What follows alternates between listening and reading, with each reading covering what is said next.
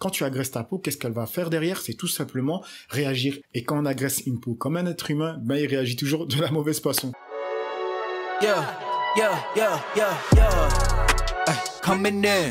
Salut YouTube, j'espère que ça va. Donc aujourd'hui, une nouvelle vidéo. Et comme tu l'as vu dans le titre, aujourd'hui, je vais te parler de 5 choses que peut-être tu fais qui t'empêchent d'avoir une belle peau. Mais avant de commencer la vidéo, on va dire la bienvenue aux 2 derniers abonnés. Comme d'habitude, mon petit rituel, les 2 noms juste ici.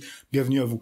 Alors, cette vidéo, je la fais pour les personnes qui viennent de s'abonner, parce que si tu me suis depuis un petit moment, tu as dû voir la vidéo que j'avais fait pour avoir une belle peau, et j'avais parlé de plein de choses. Là, je vais revenir sur des bases que beaucoup de gens ne savent pas, parce que quand on m'écrit en privé, qu'on me demande, oui, je fais telle et telle routine, qu'est-ce qui ne va pas, ma peau continue d'avoir des boutons, continue d'avoir des plaques, continue d'avoir des rougeurs, irritations, etc. Donc moi, quand on me demande ça, les questions que je vais poser ensuite vont pas être dirigées directement sur les produits que la personne utilise, mais plus par ce qu'il fait dans la journée quotidiennement. Donc là, j'ai noté 5 choses que peut-être tu fais et qui t'empêchent d'avoir une belle peau.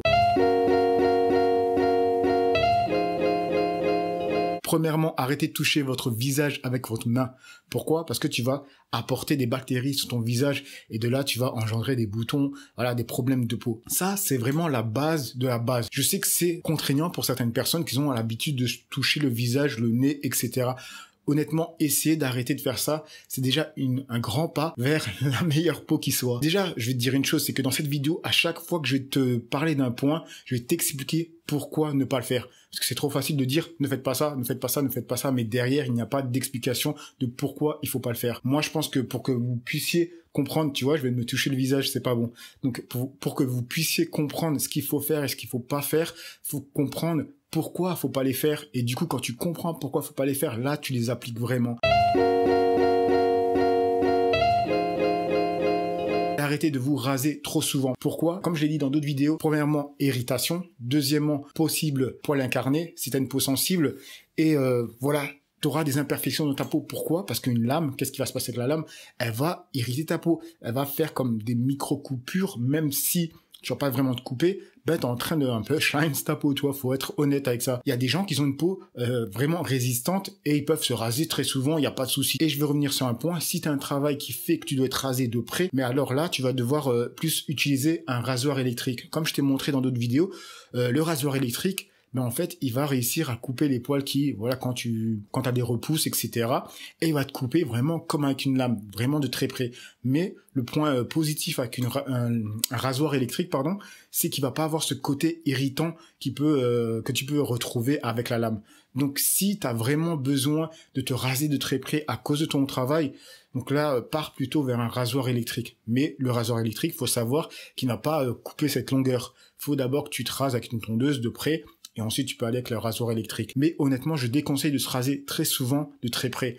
Pourquoi? Ben tout simplement parce que si en plus tu es sujet à avoir des poils incarnés, ben te raser de très près, comme je t'ai expliqué, on va dire que là c'est la peau, ben le poil il est là, et du coup il aura plus de facilité à re-rentrer dans la peau, et du coup d'engendrer des poils incarnés. C'est pour ça que moi je conseille plus de se raser de très près, on va dire une fois par semaine, et le reste du temps laisser ton poil pousser, parce qu'en fait quand tu laisses ton poil pousser, tu laisses ta peau se reposer derrière. Du coup tu vas vraiment limiter les poils incarnés, et le fait d'avoir des imperfections sur ta peau, dû au fait que tu te rases de près, que tu agresses ta peau tout simplement.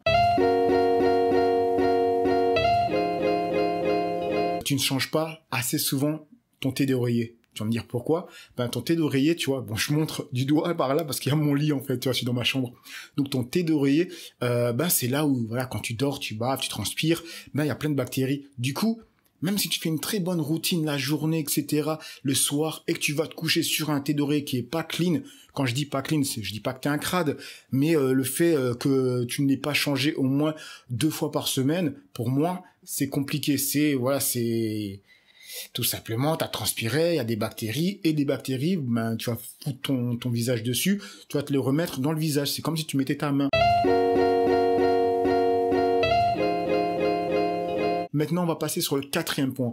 Et tu vas voir qu'en fait, on revient quand même pas mal de fois sur le même point. C'est les bactéries que tu vas apporter sur ton visage. Je t'ai parlé du thé d'oreiller. je t'ai parlé de tes mains et maintenant je vais te parler de la serviette. La serviette que tu utilises pour nettoyer ton visage. Tu devrais avoir 2 serviettes, une pour ton corps et une pour ton visage. Pour ceux qui me suivent depuis un petit moment vont dire que j'ai déjà parlé de tous ces sujets. Oui, c'est vrai, mais comme je reçois pas mal de questions, parce que voilà, j'ai quand même pas mal de nouveaux abonnés qui viennent et du coup ils me posent des questions basiques. Donc j'ai pensé que c'était judicieux de faire cette vidéo avec les basiques pour faire une petite piqûre de rappel, on va dire. Alors je disais donc la serviette, voilà, avoir une serviette pour ton visage. Pourquoi? Tout simplement pour pas, voilà, c'est bien d'avoir une serviette pour ton corps, mais tu vas emmener des bactéries de ton corps parce que voilà, la serviette tu la changes pas, tous les jours. Du coup, ça serait bien d'avoir une serviette dédiée au visage et une serviette dédiée à ton corps. Et maintenant, on va passer sur le dernier point, le 5e, qui est une erreur que la majorité des gens font, en tout cas ceux qui essayent de prendre soin de leur visage, de leur peau, comme moi j'ai pu le faire, c'est tout simplement d'agresser leur peau en faisant des extractions de sébum. Toi, voilà, t'es du genre à vouloir tester toutes les petites machines qui se disent nickel, genre l'aspirateur pour le nez, ça je l'ai déjà testé et ça t'enlève le sébum quand t'as les pores dilatés, tu vois, quand t'as des points noirs, etc. Ou bien le masque noir que tu tires et ça enlève le sébum. Moi-même je l'ai fait ça. Moi-même j'ai fait même des vidéos je pense sur ça parce que je pensais que c'était bon et je me suis renseigné, j'ai vu que c'était pas du tout des choses à faire. Pourquoi? Tout simplement parce que t'es en train d'agresser ta peau, t'es en train d'extraire de force, on va dire, toi j'exagère un peu sur les termes, de force le sébum de ta peau, alors que c'est pas ça qu'il faut faire. Quand tu agresses ta peau, qu'est-ce qu'elle va faire derrière? C'est tout simplement réagir. Et quand on agresse une peau comme un être humain, ben il réagit toujours de la mauvaise façon. Tout simplement, elle va refaire du sébum derrière et dans le pire des cas, en faire encore plus. Donc qu'est-ce qu'il faut que tu fasses? C'est tout simplement d'utiliser les bons produits, d'avoir une bonne routine qui va aider ta peau à réguler ce sébum. Et du coup, arrêter d'en faire de trop, tout simplement. C'est ce que moi j'avais comme problème. J'avais vraiment un excès de sébum sur le nez, c'était juste n'importe quoi. Malheureusement, je n'ai pas de photos de cette époque, c'était vers mes 20-25 ans. Honnêtement, c'était dégueu, je trouve. J'étais que là, je sais pas pour toi, mais moi j'étais là en train de pincer mon nez les matins avant de sortir pour vraiment sortir tout le sébum et avoir un pseudo-nez plus lisse, tu vois, moins de points noirs, de points, tu vois ce que je veux dire. Vraiment, c'est pas le genre de choses à faire. Et j'ai testé tous les trucs, hein, que ce soit les masques noirs, le genre d'aspirateur, là, t'es là en train de tirer pour enlever le sébum. Non, ça ne sert à rien du tout. Il faut tout simplement avoir les bons produits qui vont tout simplement aider ta peau à réguler ce sébum. Donc voilà les mecs pour les conseils que je voulais vous donner. Sinon un dernier, c'est tout simplement de pas écouter les gens, en tout cas les mecs, parce que c'est souvent les mecs qui vont vous dire ça voilà, vous êtes efféminé, que vous exagérez, que c'est pas bien ce que vous faites. Moi je vous dis tout simplement assumez qui vous êtes, faites ce que vous avez envie de faire, c'est votre life, pas la leur. Allez, peace.